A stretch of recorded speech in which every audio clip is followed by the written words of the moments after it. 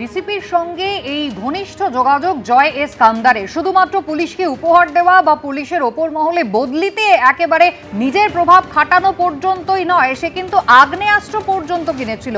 সোনা পাপ্পু স্ত্রীর নামে রিভলভার কিনেছিল, 50টা কার্তুজও এই কামদার কিনেছিল। 15ই জানুয়ারি 50টি কার্তুজের সঙ্গে রিভলভার এই কামদার কিনে দিয়েছিল। আদালতে পেশ করা নথিতে ইডি এমনটাই দাবি করেছে। কিন্তু রিভলভার গুলি, এই আগ্নেয়াস্ত্র কেন কেনা হয়েছিল, সোনা পাপ্পু স্ত্রী কিন্তু তার কোনো জবাব দিতে পারেনি বলে আদালতে নথি দিয়ে দাবি করেছে ইডি। আইপ্যাকের কর্মীদের ছুটিতে যাওয়ার ইমেল ঘিরে তোলপাড়। সোশ্যাল মিডিয়ায় একটি ইমেলের স্ক্রিনশট পোস্ট করেছেন বিজেপির মুখপাত্র কেয়া ঘোষ। আর এই অবস্থায় বীরভূমের মুরারইয়ের সভায় ফের ইঙ্গিতপূর্ণ মন্তব্য করেন মমতা বন্দ্যোপাধ্যায়। দুদিন পরেই পশ্চিমবঙ্গে বিধানসভা নির্বাচন। এই আবহে তৃণমূলের ভোট কুশলী সংস্থা আইপ্যাকের তরফে আপাতত কাজ থামিয়ে দেওয়া এবং কর্মীদের ছুটিতে যাওয়ার ইমেল ঘিরে তোলপাড় পড়ে গেছে।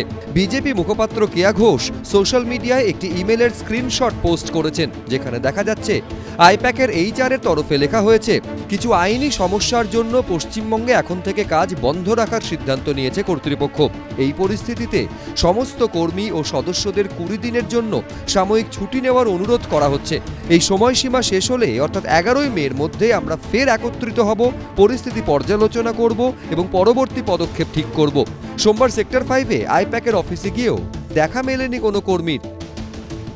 আমরা দাঁড়িয়ে রয়েছি সল্টলেকে সেক্টর 5-এর গোদরেজ ওয়াটারসাইড বিল্ডিংয়ের 11 তলায়, যেখানে আইপ্যাকের অফিস রয়েছে। ইতিমধ্যে আমরা দেখছি যে এই যে আইপ্যাকের অফিসের যে রিসেপশন, সেটা সম্পূর্ণ বন্ধ অবস্থায় এবং এখানে এই যে গেট দুটি রয়েছে, একটি গেট ভেতর থেকে সম্ভবত বন্ধ, আরেকটি গেট এখানে দেখা যাচ্ছে যে তালা ঝুলছে। আমরা এখানে দেখলাম যে ভেতরেও লাইট বন্ধ অবস্থায় রয়েছে এবং এখানে কয়েকজন ফেসিলিটিসের দায়িত্বপ্রাপ্ত কয়েকজন হচ্ছে। বন্ধ হয়েছে কবে থেকে, মানে কাজ বন্ধ? রবিবার সকাল থেকে কেউই আসছে না, শুধু ওই হাউসকে মোছামুছি এইসব কাজ হচ্ছে, ডাস্টিং হচ্ছে। নির্দিষ্ট কোনো কারণ বা জানানো হয়েছে? আমরা জানি না, ওটা পলিটিক্যাল ব্যাপারে, ওসব আমরা মোটামুটি তাও কতজন প্রত্যেকদিন আসা যাওয়া করে অ্যাপ্রক্সিমেটলি? 350-400 আছে। রিসেপশনেও লোক থাকে কিন্তু কেউ নেই। আপনি কি এখানকারই কর্মী? কোন ডিপার্টমেন্টে আছেন ওটাই জিজ্ঞেস। ফ্যাসিলিটি ডিপার্টমেন্টে। আইপ্যাকের তরফে এ নিয়ে সরকারিভাবে কিছু জানানো হয়নি। তবে রবিবারের পর সোমবারও বীরভূমের মুরারইয়ের সভায় ফের এ নিয়ে ইঙ্গিতপূর্ণ মন্তব্য করেন মমতা বন্দ্যোপাধ্যায়। ইলেকশনের সময় প্রচার করতে আটকাচ্ছ আমাদের লোকেদের। আমাদের একটাই মাত্র এজেন্সি, তোমাদের হাজারটা সারা ভারতবর্ষ জুড়ে, তাদের পর্যন্ত বলেছ বাংলা ছেড়ে চলে যাও। লজ্জা করে না? তৃণমূল কংগ্রেসের যদি কোথাও মনে হয়েছে যে রাজনৈতিক কারণ, তাহলে আইপ্যাকের মতো তাদেরও উচিত উচ্চ আদালত বা উচ্চতর আদালতে যাওয়া। সেটা না করে ভাষণে বলছেন আমি তোমাদের চাকরি দেব, তার মানে মমতা এলে আবার চাকরি চুরি হবে, নিজেই বলছে। এর মধ্যে তৃণমূলের রাজ্যসভার সাংসদ বাবুল সুপ্রিয় সোশ্যাল মিডিয়ায় এই স্ক্রিনশট দিয়ে লেখেন, আমার গভীর রাতের একটি কথোপকথনের স্ক্রিনশট শেয়ার করছি, যেখানে আইপ্যাকের একজন কর্মী আমার প্রচারের জায়গা ঠিক করছিলেন।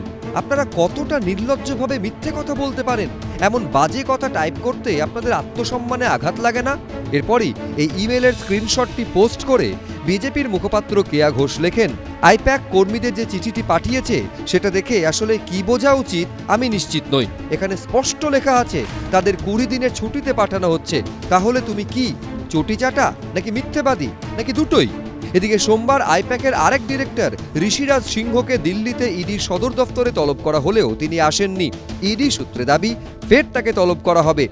আবির দত্ত, অর্ণব মুখোপাধ্যায়, অমিতাভ রথ, এবিপি আনন্দ। ব্যবসায়ী জয় কামদারকে আদালতে পেশ করে একের পর এক চাঞ্চল্যকর দাবি করল ইডি। আদালতে দাঁড়িয়ে জয় কামদারের ফোনে পাওয়া বিশেষ হোয়াটসঅ্যাপ চ্যাটের কথা উল্লেখ করলেন ইডির আইনজীবী। সোনা পাপ্পুর অ্যাকাউন্ট থেকে 1.5 কোটি টাকা ব্যবসায়ী জয় কামদারের অ্যাকাউন্টে ট্রান্সফার হয়েছিল বলে দাবি করল এনফোর্সমেন্ট ডিরেক্টরেট। ভোটের মুখে বেআইনি লেনদেনের শিকড় সন্ধানে তৎপর হয়েছে ইডি। কোটি কোটি টাকার বেআইনি লেনদেনের অভিযোগে রবিবারই তারা গ্রেপ্তার করেছে সান এন্টারপ্রাইজের ম্যানেজিং ডিরেক্টর জয় এস কামদারকে। 1 এপ্রিল একই সঙ্গে বালিগঞ্জে ব্যবসায়ী বিশ্বজিৎ পোদ্দার ওরফে সোনা পাপ্পুর বাড়ি, বালিগঞ্জে সান এন্টারপ্রাইজের অফিস এবং বেহালায় এই সংস্থার এমডি জয় এস কামদারের বাড়ি সহ 10 জায়গায় তল্লাশি চালায় ইডি। আর রবিবার গ্রেপ্তার করা হয় জয় এস কামদারকে। সোমবার তাকে আদালতে তুলে চাঞ্চল্যকর দাবি করে এনফোর্সমেন্ট ডিরেক্টরেট। ইডির আইনজীবী দাবি করেন, জয় কামদারের অফিস থেকে 50 লক্ষ টাকা উদ্ধার করা হয়। তার বাড়ি থেকে উদ্ধার করা হয় 1,20 লক্ষ টাকা। বাড়ি থেকে একটি মোবাইল ফোনও উদ্ধার করা হয়। সেই ফোনে সন্দেহজনক চ্যাট পাওয়া গেছে। চ্যাটে হাওয়ালার মাধ্যমে লেনদেন সংক্রান্ত বিষয়ে উল্লেখ রয়েছে। ব্যবসায়ী জয় কামদারের হাওয়ালা যোগ নিয়ে ইডির আইনজীবী আরও বলেন, ইংল্যান্ড, মালয়েশিয়া, দুবাই হাওয়ালার যোগ পাওয়া গেছে। ফোনে কথা বলার প্রমাণ পাওয়া গেছে, কিন্তু কারণ ব্যাখ্যা করতে পারেননি। দুবার নোটিশ দেওয়া হলেও তিনি হাজিরা দেননি।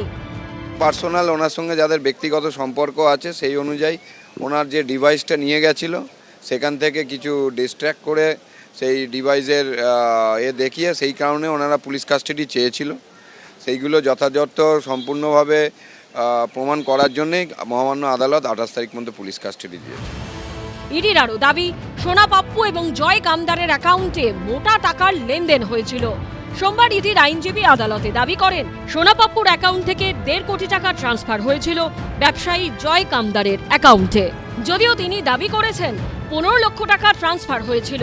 ডিজিটাল তথ্য সামনে রেখে জেরা করা প্রয়োজন। চ্যাটে বিভিন্ন কারেন্সির উল্লেখ মিলেছে। বিদেশি কারেন্সির ছবিও পাওয়া গেছে। এর থেকে ইঙ্গিত পাওয়া যায় অভিযুক্ত ক্রস বর্ডার হাওয়ালার সঙ্গে যুক্ত। অভিযুক্ত ব্যবসায়ী জয় কামদারের আইনজীবী পাল্টা সওয়াল করেন, ইডি এই মাসেই তদন্ত শেষ করতে চাইছে কেন? ইডি দাবি করেছে, সান গোষ্ঠীর হিসেব থেকে জানা গেছে কলকাতা পুলিশের ডিসি শান্তনু সিনহা বিশ্বাসের 2 ছেলে তাদের থেকে ফ্ল্যাট কিনেছেন। তারা এটা বলছে না যে সেই চুক্তি বাতিল হয়েছিল। যে 4টি মামলার উপর ভিত্তি করে ইডি তদন্ত শুরু করেছে তার একটি চার্জশিটেও জয় কামদারের নাম নেই।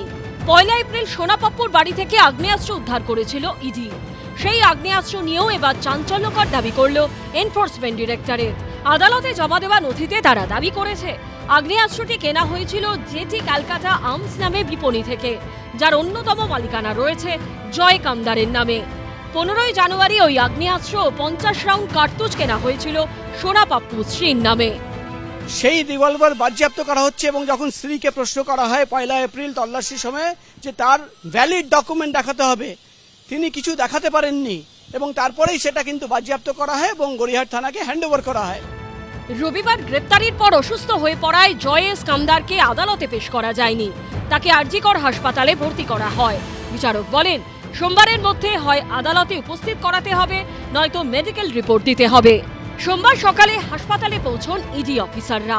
সেখান থেকে জয় এস কামদারকে নিয়ে যাওয়া হয় স্পেশাল কোর্টে। 28 এপ্রিল পর্যন্ত জয় কামদারকে ইডি হেফাজতের নির্দেশ দিয়েছে আদালত। পার্থপ্রতিম ঘোষ, প্রকাশ সিনহা ও আবির দত্তের রিপোর্ট, এবিপি আনন্দ। এবিপি আনন্দ, এগিয়ে থাকে, এগিয়ে রাখে।